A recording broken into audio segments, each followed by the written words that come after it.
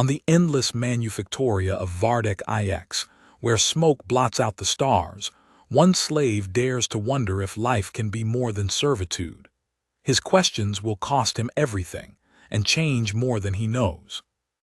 The alarm screamed at third shift, a sound that sliced through the choking smog like a blade, dragging the sleeping from their iron bunks and back into the machine's endless hunger. Rin Korval jerked awake before the klaxons finished their second cry. He always did. Hesitation was punished here. His feet hit the cold grating, skin sticking to rust and oil, and for a heartbeat he felt that familiar flash of panic, that animal urge to run. But there was nowhere to run on Vardek IX. There was only the forge. The overseers stormed through the bunk rows, their shock staves spitting blue light, barking orders that echoed off the iron walls. Shift rotation. Move. Rin shoved his arms into his grease-stiff uniform, grabbed his rebreather from the hook by instinct, and followed the flood of gray figures toward the lift shafts. Around him, the air was thick with the smell of burnt promethium and sweat. Hundreds of bodies pressed together in silence, the shuffle of boots a rhythm older than memory. He caught sight of Tessa through the crowd. Her hair was tied back tight, face smudged with soot that never truly washed away. She gave him the smallest nod. They'd grown up in these bunks together, or as close to growing up as slaves on a forge world ever did. Neither smiled. Smiles were luxuries here. The lift groaned as it descended into the bowels of Manufactorum Theta 9, chains rattling against the walls. The deeper they went, the hotter it became, until sweat trickled down his back and his lungs burned through the filter. The others around him shifted uncomfortably, but no one spoke. Talking in the lifts was dangerous. Overseers liked silence. It made it easier to hear dissent. Rin clenched his fists, feeling the faint tremor in his fingers that had begun a few months ago. He hoped no one noticed. Tremors meant weakness. Weakness meant reassignment, and reassignment usually meant never coming back. The lift doors opened to a wall of heat and noise. The foundry floor stretched out before them like some mechanized hellscape. Rivers of molten metal flowed in open channels, casting orange light across colossal machines that stamped, hammered, and carved without pause. Overhead, conveyor belts carried raw ore one way and half-finished weapons the other, while cranes groaned under the weight of titanic components destined for the god machines of the Imperium. The air was alive with the rhythmic pounding of presses, the hiss of steam, the occasional scream abruptly cut short. Line 7, an overseer barked, and Rin fell into the familiar pattern of movement, joining his assigned section. Tessa ended up 2 stations down from him, her small frame dwarfed by the conveyor towering overhead. She glanced once toward him as they took their positions, just long enough for him to read the question in her eyes. "Are you holding together today?" He gave the barest nod back. It was all they ever exchanged, tiny flickers of humanity passed beneath the gaze of the machine god's servants. The shift began. Hours blurred into a brutal rhythm, the clang of the press, the flash of sparks, the endless repetition of his task. Rin's job was to guide machined bolts into the press slot with precise timing. Too early and the press would jam, too late and the overseers would make an example of him. He'd seen it happen. The press didn't care about flesh. Neither did the overseers. His mind retreated into the narrow tunnel of routine, where thinking too much was dangerous. Thinking meant noticing things, like the growing pain in his chest when he coughed, or the way the furnace light turned the sweat on his arms into something that looked like blood. But today something broke the rhythm. Halfway through second bell, the press beside him shuddered with a metallic shriek. Sparks burst upward in a fountain and the conveyor ground to a halt. The entire line froze for a fraction of a second. Then came the sound everyone dreaded, the overseer's whistle. Workers dropped their tools and stepped back, heads down. 2 enforcers arrived, men in red armor, their faces hidden behind augmetic masks. Between them, dragging a prisoner by the arms, was a boy no older than 16. Rin recognized him. Miko, a runner from upper storage, quick and curious. The boy's eyes darted wildly, and even through the noise Rin could hear him breathing fast like a trapped animal. Unauthorized tampering, one enforcer announced in a flat tone, holding up a bent piece of metal. Rin's stomach twisted. He'd seen Miko sometimes fiddling with broken scraps during downtime, trying to build little trinkets, a habit that on any other world might have made him an engineer. Here it was treachery. By decree of the Omnissiah, correction is required. The enforcers didn't kill him. Death would have been mercy. They dragged Miko to the side of the press line and clamped his arm beneath a maintenance hammer. Rin looked away, but the sound came anyway. The dull, wet crunch of bone, the scream that cut through the forge roar like a blade. The line started again a heartbeat later, as if nothing had happened. Miko was carried off unconscious, his broken limb hanging like a rag. The press resumed its pounding. Rin forced his hands back to work, but something inside him had shifted. The copper taste in his mouth returned, fear or anger, he couldn't tell. When the bell finally signaled rotation, he stumbled into the narrow maintenance corridor behind the line, lungs heaving. Tessa was already there, wiping her face with a rag blackened from use. "You saw," she whispered, eyes wide. "They broke him." Rin nodded, staring at the floor. He shouldn't care. Caring got people killed. But he remembered Miko's grin, the way the boy used to sneak tiny carved figurines into people's bunks during downtime. Little soldiers, saints, animals, reminders, he'd said once, of what things used to be. "Rin," Tessa's voice pulled him back. She was closer now, her face half-lit by the flickering lumen strips. "You've been off for weeks. You're thinking too much. Don't. It'll eat you alive here." "I know," he muttered, rubbing the scar on his wrist where his work ID was burned into the skin. "I know." Before she could answer, a distant siren wailed. Not the shift bell, not a maintenance alarm. This was different, longer, rising in pitch. Around them, workers froze, exchanging uneasy looks. Rin felt the hair on his arms rise. He'd only heard that siren once before, years ago. Emergency lockdown. The lumen strips dimmed, then flared crimson. Steel gates slammed shut at corridor ends, sealing them in. Overseers shouted orders somewhere beyond the walls. Something was happening above in the Manufactorum spires. Something that shouldn't be happening. Rin exchanged a single terrified glance with Tessa, and in that moment, through the distant thunder of alarms and machinery, he heard it. A low, rolling boom, like the forge itself had been struck by a god's fist. The floor trembled. Something was coming. The tremor deepened until it felt like the entire Manufactorum was breathing beneath their feet.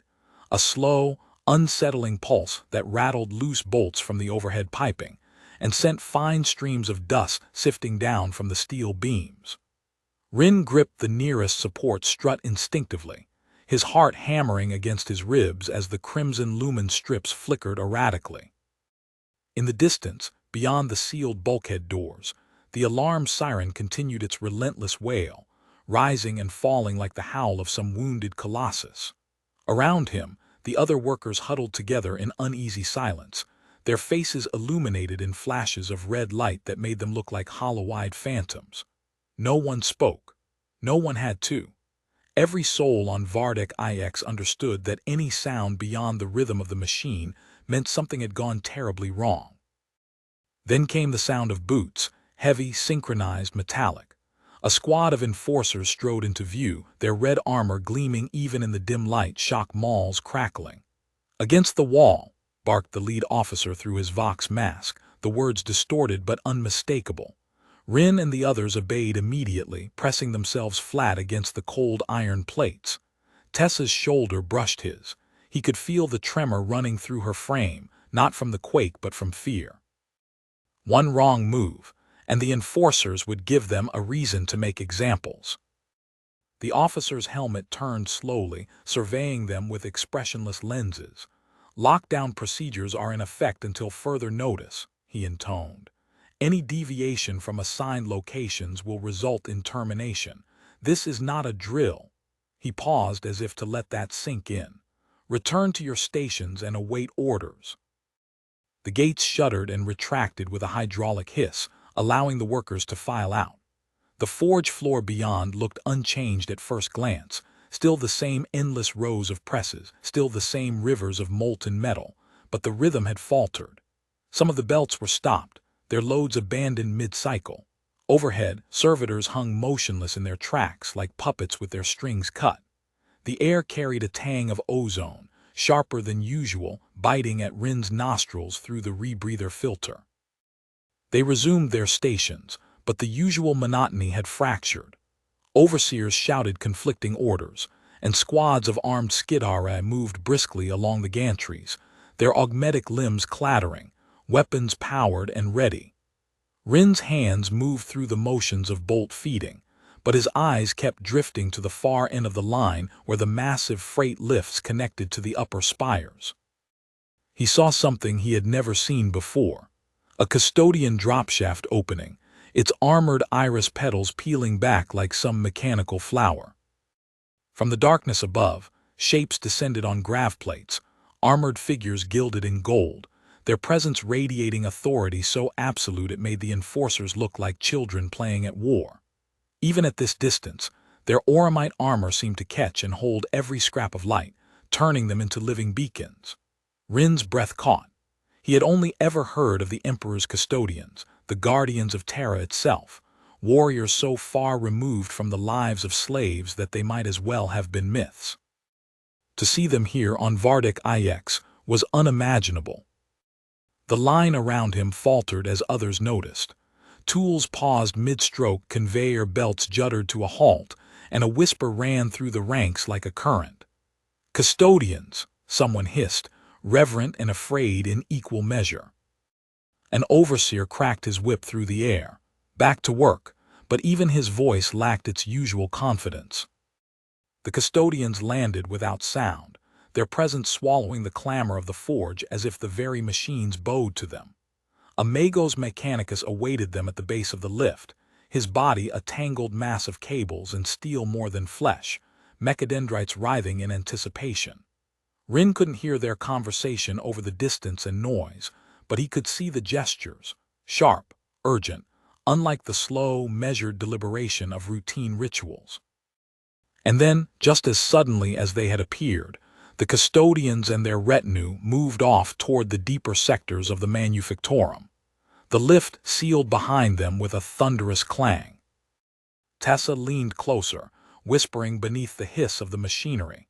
"What in the Emperor's name are custodians doing here?" Rin shook his head, eyes fixed on the now sealed lift. "Nothing good," he murmured. The shift dragged on in a haze of confusion. Orders came down to double production speed, as if the machine could somehow ignore the tremors still echoing through the structure. By the end of third bell, Rin's hands were raw and his body ached in ways that spoke of deeper exhaustion than usual. But beneath the physical fatigue, something else simmered, a growing, gnawing curiosity he couldn't tamp down. Whatever had brought the custodians here wasn't just some mechanical fault. It was bigger. When the bell finally released them back toward the lifts, the air in the corridors buzzed with unspoken questions. Rin fell into step beside Tessa as the crowd pressed forward. She glanced at him, her brow furrowed. "You're thinking too much again." He almost laughed at that, but there was no humor in it. "They're here for a reason. We both know nothing like this happens without reason." "And what are you going to do about it?" she shot back sharply. "We're slaves, Rin, slaves. Whatever storm is brewing up there, it's not ours to understand. It's ours to survive." Her words cut deeper than he expected because they were true. But some stubborn part of him, buried under years of servitude, refused to accept that survival was the only option. Their lift stopped 2 levels short of the bunks. An overseer herded them into an auxiliary corridor, claiming a structural fault had made the usual route inaccessible. Rin knew enough of the Manufactorum's rhythms to sense when something didn't add up. The auxiliary corridors were rarely used. They were narrower, hotter, the air heavier with unfiltered fumes. The crowd shuffled forward nervously. Somewhere behind him, someone coughed wetly. Halfway through the corridor, the tremor returned, sharper this time, accompanied by a deep metallic groan that reverberated through the walls. The lights guttered, plunging them into darkness. For an instant, all he heard was breathing and the distant thrum of the forge. Then emergency lumens snapped on, staining everything in a sickly yellow glow. That's when Rin saw it. A section of the wall ahead had buckled outward, the metal warped and split as though something massive had pressed against it from the other side. Steam hissed through the cracks. Workers recoiled instinctively, forming a ragged semicircle around the damaged section. Overseers pushed through, shouting for everyone to stay back. But Rin wasn't watching them. He was watching the cracks. They were widening. With a shriek of tearing steel, the wall split open. A cloud of superheated vapor billowed into the corridor, and through it came something that didn't belong in the ordered hell of the forge. It was huge, its form half seen through the steam, but what he glimpsed was wrong. Organic shapes interwoven with mechanical growths, flesh fused with metal in a way that defied reason. Its movement was accompanied by a sound like grinding teeth. Panic tore through the crowd. Workers surged backward, trampling over each other in their desperation to flee. Overseers screamed for order, but their voices were drowned out by the rising tide of terror. Rin grabbed Tessa's arm before she could be swept away. "Move," he shouted, dragging her toward the service stairwell. Behind them, the thing roared, a sound that seemed to claw at the inside of his skull, full of fury and hunger. They stumbled up the narrow stairs two at a time, the heat rising around them like a living thing. Below, he heard the crackle of shock mauls and the scream of workers. The enforcers were engaging, but whatever had broken through that wall wasn't stopping. The tremors intensified, rattling the stairwell so violently that flakes of rust fell like red snow. They burst through a maintenance hatch onto a higher gantry overlooking the forge floor. From here, Rin could see the chaos spreading. Entire sections of the foundry were in disarray. Belts jammed, servitors malfunctioning, overseers shouting into Vox units that crackled with static. And down below, through the steam and smoke, the creature was visible now. A hulking mass of sinew and steel, its limbs like twisted scaffolding, its face an eyeless maw. Tessa gripped the railing, pale beneath the soot. "What is that?" she breathed. Rin didn't answer. He didn't know. But somewhere deep in the back of his mind, a thought surfaced, cold and unwelcome. The custodians. They weren't here by coincidence. They had known. A detonation echoed from the far end of the foundry, followed by the wail of klaxons. The creature turned toward the sound, its movements disturbingly fluid for something so massive. Below, squads of Skidharai moved into position, their galvanic rifles snapping to their shoulders. Red targeting beams cut through the haze. And then the gantry beneath Rin's feet shuddered violently. Bolts popped loose. He barely had time to grab Tessa before the entire section of the walkway tilted sideways with a deafening groan, throwing them toward the edge as the world fell into chaos again. The gantry twisted with a sickening groan as rivets snapped like gunshots. Rin's stomach lurched as the floor dropped away beneath him, the world tilting into a blur of rust and steam. He felt Tessa's fingers clawing desperately at his sleeve, her scream swallowed by the roar of the foundry below. For a moment it seemed inevitable. They would plummet into the churning inferno of machines and molten metal. But then his outstretched hand caught a support beam. Pain ripped through his shoulder as the impact jolted him, but he held on, dangling over the chaos like a thread over a furnace. "Rin," Tessa's voice was hoarse, panicked, but alive. She clung to a twisted section of railing a few feet away, boots scrabbling against the slick metal. Smoke billowed upward from the forge floor as alarms blared, their shrill cries merging into one endless note of panic. Below them, workers scattered like ants from a kicked nest while overseers shouted orders no one obeyed. Rin swung his body toward her, boots searching for purchase against the buckled metal.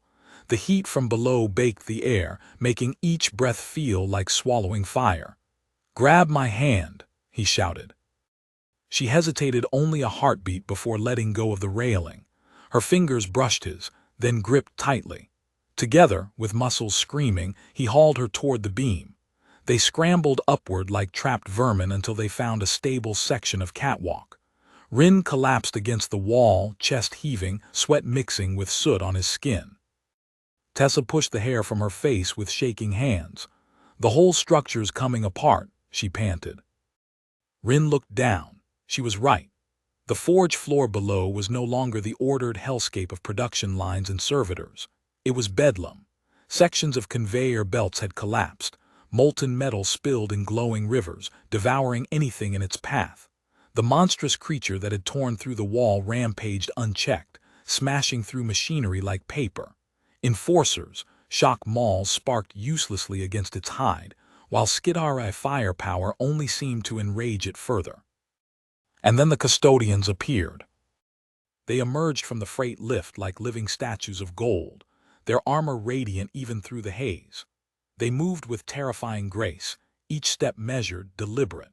Vox commands cut through the din in crisp binary bursts as Mechanicus personnel scrambled to support them. For the first time in his life, Rin witnessed something that was both awe-inspiring and terrifying in equal measure. The Emperor's chosen descending into the filth of a forge world to face a threat no slave could comprehend. The creature turned toward them, its eyeless maw opening in a soundless scream. The custodians advanced, halberds glowing with coiled energy. When they struck, it was like watching gods at war. Blades sliced through the air, each swing precise enough to part steel. The creature countered with a massive swipe, smashing a gantry to splinters, but the custodians slipped aside as if they had foreseen it.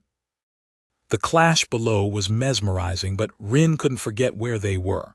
The tremors were worsening, the gantries around them quivered like reeds in a storm. Tessa tugged his arm urgently. "We need to get out of here. Now." He nodded, forcing his gaze away from the spectacle below. Escape routes in the Manufactorum were few, and those that existed were rarely for slaves. They were for emergency evacuations of Mechanicus personnel. But Rin had spent years learning the bones of this place. He knew about the maintenance shafts that cut through the superstructure like hidden veins. If they could reach one, they might find a path to the upper decks, or at least away from whatever catastrophe was unfolding here. "This way," he said, pointing toward a narrow bridge that led to an auxiliary tower. They moved quickly, ducking beneath swaying pipes and leaping gaps where the walkway had already split. The bridge creaked ominously under their weight, but they pressed on. Halfway across, a thunderous roar shook the air. Rin turned in time to see the creature smash one of the custodians off the gantry with a backhanded blow. The warrior crashed into the floor below, but rose almost immediately, armor dented but not broken. It was a display of power unlike anything Rin had imagined possible. Tessa didn't look back. She kept her eyes fixed on the tower ahead. They reached the door to the auxiliary tower, a rust-stained steel slab with a manual release. Rin yanked the lever. The door ground open reluctantly, revealing a narrow stairwell that spiraled upward into darkness. The air inside was cooler, quieter. The distant sounds of battle were muted by layers of metal. For the first time since the tremors began, Rin could hear his own heartbeat clearly. As they ascended, the silence pressed in like a physical weight. Their footsteps echoed off the walls. Tessa finally broke the quiet. "Do you think this is a chaos thing?" she asked softly. Rin hesitated. The thought had been circling in his mind since the creature appeared. Warp taint wasn't unheard of on Forge worlds. The constant pressure of industry, the relentless push for output, sometimes cracked open doors that were better left sealed. "I don't know," he admitted. "But whatever it is, the custodians are here for it, and that means it's bad." They reached a junction where the stairwell split. Rin paused, trying to recall the layout. Left led toward the upper Manufactorum, closer to the overseer quarters and potentially to the landing bays. Right descended toward the plasma conduits and sub-level tunnels. Neither option was good. Before he could decide, a sound echoed from below boots, marching in formation. Not the frantic clatter of fleeing workers, but disciplined, heavy steps. Tessa's eyes widened. Enforcers. Rin grabbed her wrist and pulled her up the left passage. They climbed 2 more flights before bursting into a wide service corridor lit by pale lumen globes. The corridor was empty, eerily so, but Rin didn't trust the silence. They passed rows of sealed maintenance rooms. Behind some, they could hear muffled cries, workers who had been trapped when the lockdown started. Rin slowed, conflicted, but Tessa shook her head sharply. "We can't help them," she whispered. "We'll die if we try." She was right, and yet leaving them behind left a bitter taste in his mouth. At the far end of the corridor, a massive blast door barred their way. It bore the sigil of the Adeptus Mechanicus, its surface etched with prayer scripts and warning runes. A biometric scanner blinked expectantly beside it. There was no way they could open it without authorization. Tessa cursed under her breath. Now what? Rin scanned the wall beside the door and spotted a smaller maintenance hatch half hidden behind a pile of crates. He hurried over, pulling the cover aside. It revealed a narrow crawlspace lined with pipes and cabling. It wasn't ideal, but it was better than nothing. They squeezed inside, the metal scraping their backs as they crawled. The heat returned with a vengeance, radiating from the plasma conduits that ran alongside them. Sweat dripped from their faces onto the metal below. The deeper they went, the louder the hum of the conduits became, until it felt like crawling through the throat of some colossal machine. "Where does this go?" Tessa whispered behind him. "Upper maintenance decks," Rin grunted. "If we're lucky, maybe an access port near the ventilation shafts." "And if we're not lucky?" He didn't answer, she already knew. They crawled for what felt like an eternity until they reached a grated opening overlooking a cavernous chamber.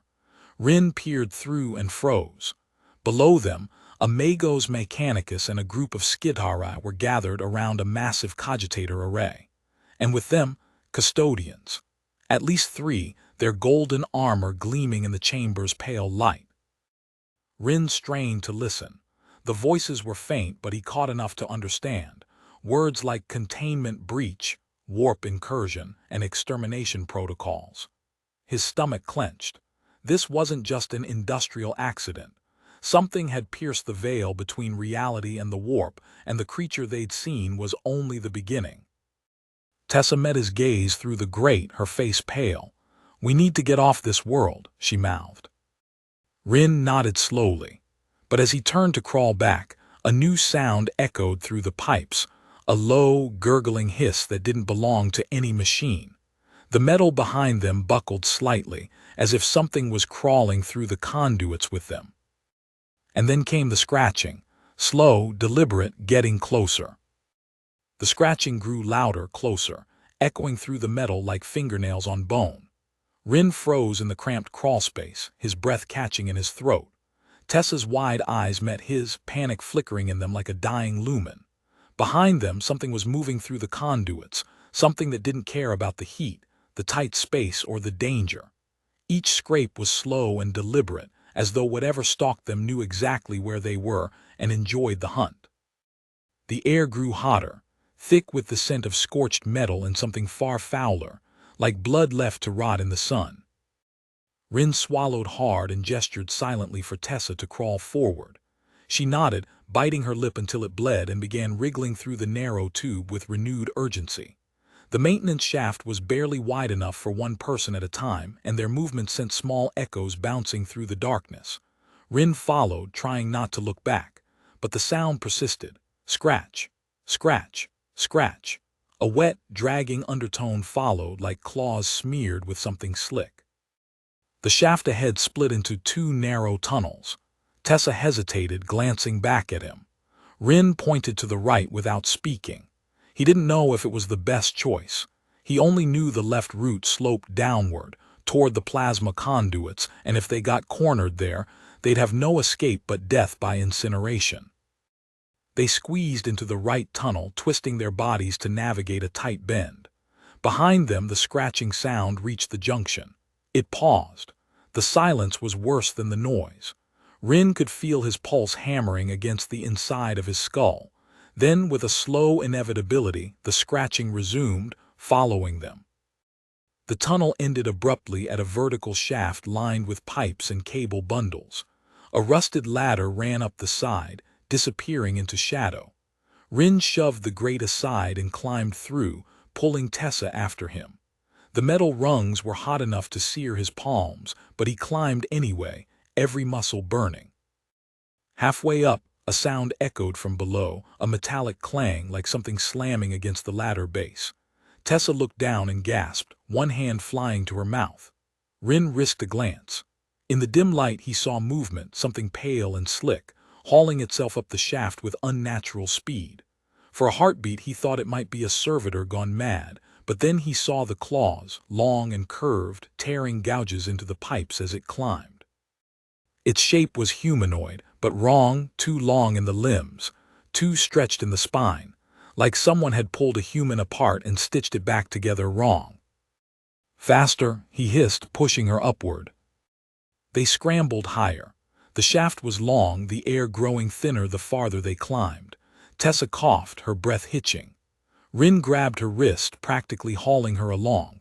Below, the creature shrieked, a gurgling, choked sound that made the hair on Rin's arm stand on end. It was faster than they were. Near the top of the ladder, he spotted a maintenance hatch. He slammed his shoulder against it once, twice. It refused to budge. Tessa joined him, kicking at the panel until it finally gave way with a rusty screech. They clambered through, collapsing onto the floor of a wide ventilation duct. The grate slammed shut behind them, but even as they caught their breath, they heard the creature below battering against the hatch. The metal dented inward with each blow. "We can't stay here," Tessa gasped. Rin nodded. The ventilation duct stretched into darkness in both directions. He chose the left, mostly on instinct, and they started moving again, crawling on hands and knees through the narrow space. The metal vibrated beneath them as the creature hammered at the hatch below. The duct eventually opened into a service bay, an immense chamber lined with stacks of spare components, crates, and disassembled servitors. Lumen globes cast a sickly yellow light over the scene. For a moment it was eerily quiet, a stark contrast to the chaos below. Rin dropped down from the vent first, then helped Tessa. As they crossed the chamber, a sound stopped them cold, the heavy clank of boots on metal. A squad of Skidare entered through the opposite door, their eyes glowing faintly beneath their augmetic visors. At their center marched a Magos, his robes trailing behind him like the hem of some dark priest's vestment. His face was a latticework of steel and flesh, dozens of mechadendrites writhing like serpents around his hunched frame. Rin and Tessa ducked behind a stack of crates. They held their breath as the Skidare fanned out, scanning the room with clinical precision. One of them paused near their hiding spot, head tilting as if listening. Rin's heart hammered so hard he was certain it could be heard. The Magos extended a mechadendrite tipped with a sensor array. It swept across the chamber, emitting a series of shrill beeps. "Organic contamination detected," it rasped in binaric, its voice a grinding mixture of metal and wet breath. Tessa's eyes widened. She mouthed, "They know." Before the Skidare could zero in, the door they had entered through exploded inward in a spray of molten slag. The creature from the shaft hurled itself into the room, claws flashing. It moved with horrifying speed, tackling one of the Skidare to the ground and tearing through its chest plate as if it were parchment. The chamber erupted into chaos. Lasfire lit the air, sparks flew, and the Magos screeched a string of machine prayers. Rin grabbed Tessa's hand. "Run." They bolted for the far door while the Skidare tried to contain the creature. The last thing Rin saw before the door slammed shut behind them was the monster twisting Ascatarius's head completely backward. They stumbled into another corridor, this one lined with thick power conduits. The air was cooler here, though it reeked of ozone and burnt insulation. Tessa leaned against the wall, shaking. What in the throne's name was that thing? "I don't know," Rin said, still breathless, "but it's not alone." She stared at him. "What do you mean?" He gestured to the walls. "This place is massive. If there's one, there could be more. And if the Magos and custodians are involved, this isn't a local accident. Something bleeding in from the warp." The words hung between them like a death sentence. They continued down the corridor, moving quickly but cautiously. Every flickering lumen, every distant echo made them flinch. The further they went, the more signs of panic they found: discarded tools, bloody handprints smeared on walls, half-burnt prayer strips. The forge world was unraveling from the inside, and no one was coming to save the slaves. Eventually, they reached a wide pressure door leading to an exterior transit platform. Through a small viewport, Rin could see the sky, or what passed for it on Vardek IX. Black smoke churned endlessly, hiding the stars. Searchlights swept across the platform. In the distance, explosions bloomed against the horizon, throwing plumes of fire into the smog. Tessa stared at the scene, her voice trembling. The whole world's tearing itself apart. Rin's hand hovered over the manual release. Beyond that door lay the open platform, exposure to whatever chaos was unfolding outside. But staying inside meant being trapped between the custodian's purge and the monsters crawling through the ducts. Before he could decide, klaxons wailed again, this time accompanied by a cold, mechanical voice echoing through the corridors. Extermination Protocol Sigmared enacted. Non-essential organics will be purged. May the Omnissiah have mercy on their souls. Rin felt his stomach drop. Sigmared wasn't a lockdown protocol. It was a sterilization directive. The Mechanicus had decided the situation was unsalvageable. Tessa whispered, "They're going to burn everything." He looked at her, at the smoke-filled horizon beyond the door, then back down the corridor they came from where the echoes of distant screams still lingered. Neither option offered hope, but one offered a chance. He pulled the lever. The pressure door groaned open, and the blast of cold, smoky air hit them like a wall. They stepped out onto the transit platform just as the first sterilization sirens began to wail from the Manufactorum spires. Somewhere below, something roared in answer. And Rin realized the true nightmare hadn't begun yet. The air outside clawed at their lungs like living smoke.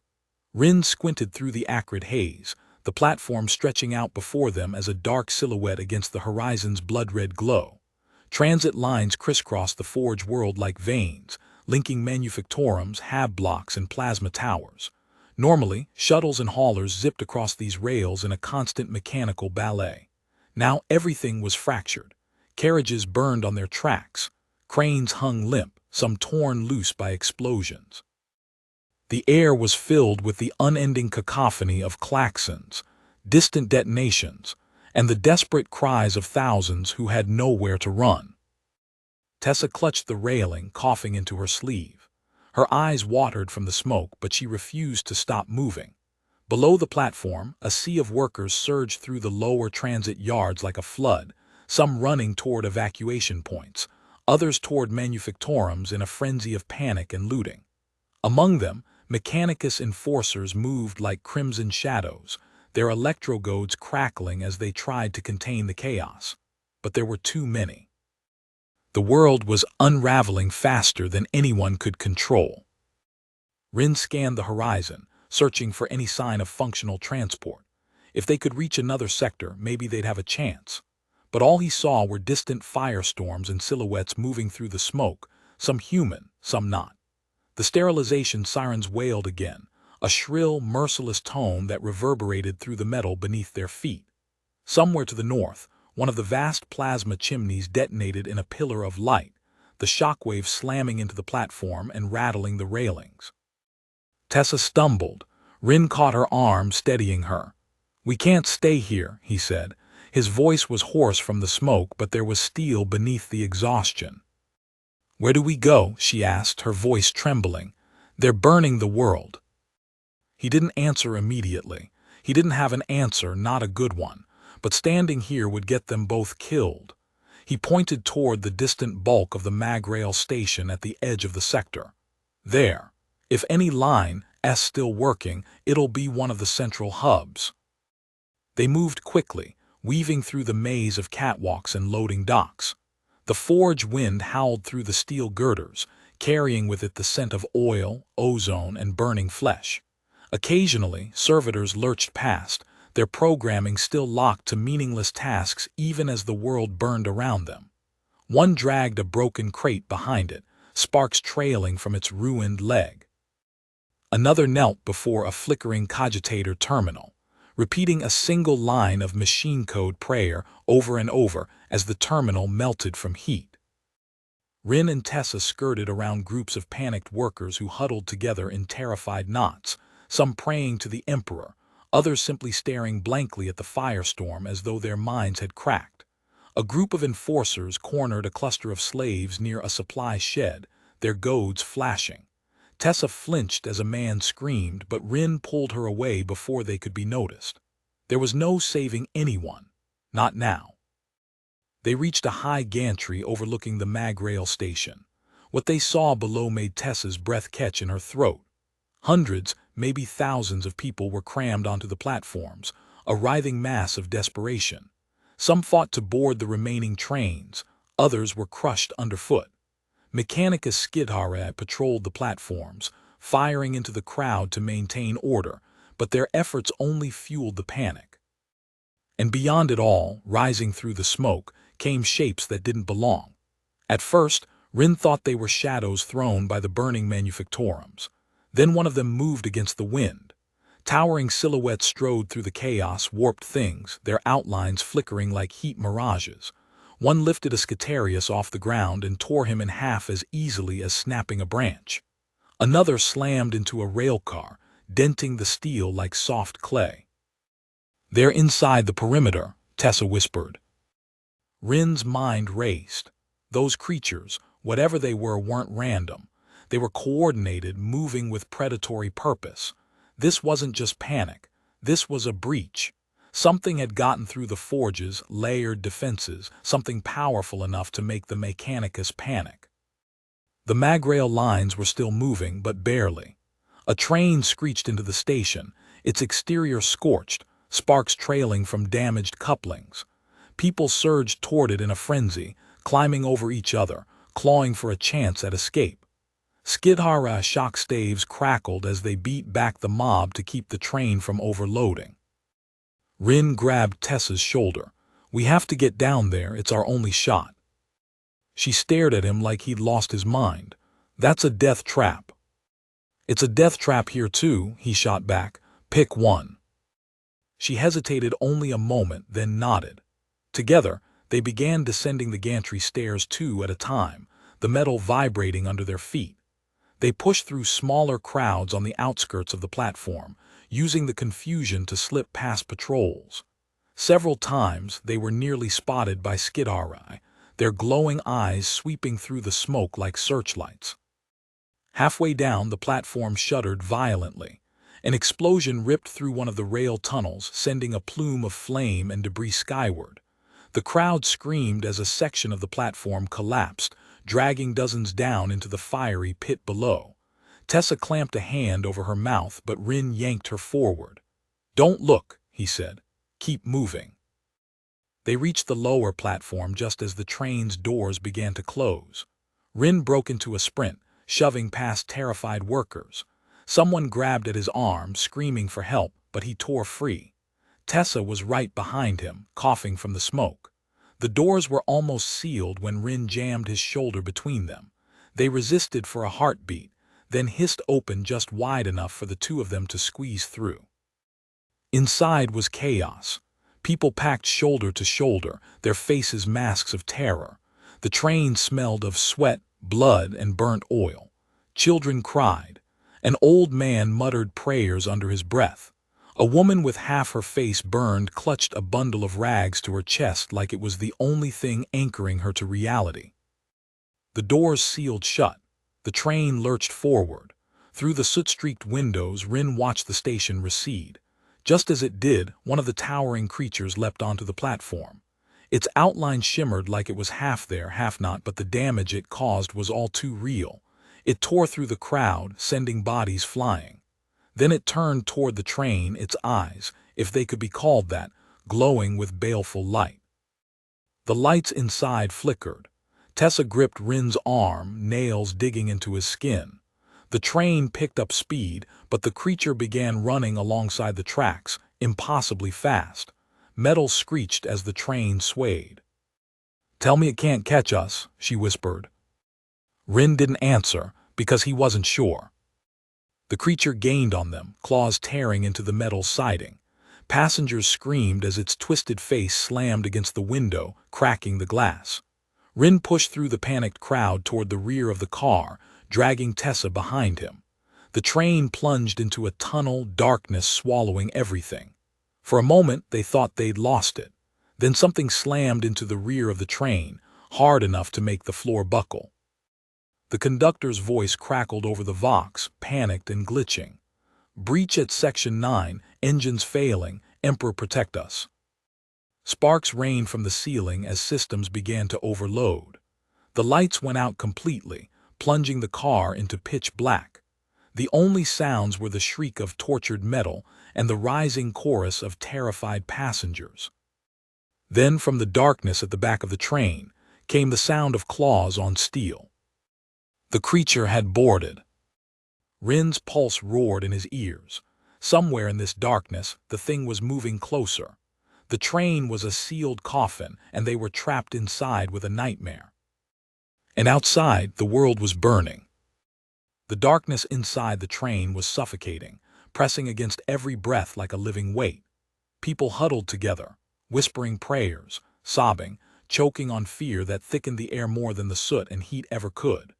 Rin forced himself to breathe slowly, though his heart was hammering so loudly he was certain the creature could hear it. Somewhere toward the rear, metal screeched, then something wet hit the floor with a sound that made Tessa flinch violently. A moment later, a woman screamed, a long, high, piercing wail that cut through the blackness like a blade. The train lurched as the driver forced it to accelerate, but the engines were damaged, and the motion was uneven, grinding and jerking. Rin tried to peer through the black, but the emergency lights refused to flicker back on. He could just make out shifting silhouettes, terrified faces, and hands clawing blindly for support. The only constant was the sound, the scraping, dragging sound of the creature as it made its way forward methodically, as if savoring the terror before the kill. "Rin," Tessa whispered, her voice shaking, "it's here." "I know," he breathed back. He squeezed her hand hard enough that his knuckles cracked, not to hurt her but to keep them both anchored in something human. They were packed in with too many people. Panic was spreading like wildfire. Someone shoved past them, screaming to open the doors. Another yelled incoherently about the Omnissiah's protection. A child cried hysterically somewhere nearby. Then, abruptly, a flare of light. A Scutarius near the midsection activated a looming glob, flooding the car with harsh, pale illumination. The sight it revealed froze everyone in place. The creature was halfway down the corridor, clinging to the ceiling like some grotesque insect. Its form shimmered and wavered, as though reality itself struggled to contain it. Flesh and metal twisted together, too many limbs, too many joints bending in impossible directions. A gaping maw split its face, lined with jagged, glassy teeth that dripped something sizzling onto the floor. Its eyes burned like dying stars. The Scutarius opened fire, galvanic rounds cracking through the carriage. The creature moved faster than sight. It dropped from the ceiling in a blur, hit the soldier, and tore him in half before the second burst left his rifle. The light from the looming glob rolled across the floor, spinning crazily. People screamed and surged backward, crushing each other in their desperation to flee. Rin grabbed Tessa and shoved her behind a bank of seats as the creature advanced. He didn't think. There was no time for thinking. He just knew they couldn't be in the open. The train shook again as something outside exploded, but it felt distant, irrelevant. All that mattered was the thing inside with them. The creature lashed out, impaling a man against the ceiling with a wet crunch. It didn't seem to be feeding, just killing methodically, as if it enjoyed it. Each kill sowed more panic, and panic was exactly what it thrived on. Rin could see that now in the way it moved, the way its flickering form solidified whenever the passengers' screams reached a crescendo. Tessa clutched his sleeve. "We're trapped," she mouthed. He scanned their surroundings. Emergency hatches were sealed tight, no tools in sight, and even if they managed to open one, they'd be throwing themselves into a half-collapsing mag-rail tunnel. Then his eyes caught on the maintenance panel near the floor, a narrow crawlspace that ran along the train's length for tech servitors to access wiring and cogitators. It was small, filthy, and probably unstable, but it was the only thing between staying here and dying. He pointed at it. Tessa's eyes widened. "You can't." "Do you want to stay here?" he hissed. That settled it. They crawled toward the panel as quietly as they could, timing their movement between the creature's kills. Each time it struck, the noise masked their motion. Rin pried the panel loose with shaking hands, the metal screaming in protest, and they slipped inside the narrow, dark shaft. It was barely large enough to crawl through. Hot pipes pressed against their backs, and the air smelled like scorched oil and rust. Tessa's breath came fast and shallow in front of him, echoing down the cramped tunnel.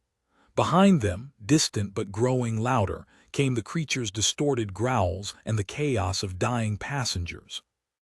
They moved quickly but carefully, following the shaft toward the front of the train. The floor vibrated beneath their palms. Every few meters, they passed branching conduits, some glowing faintly with machine spirit luminescence. Rin tried not to think about what would happen if a plasma conduit ruptured while they were inside.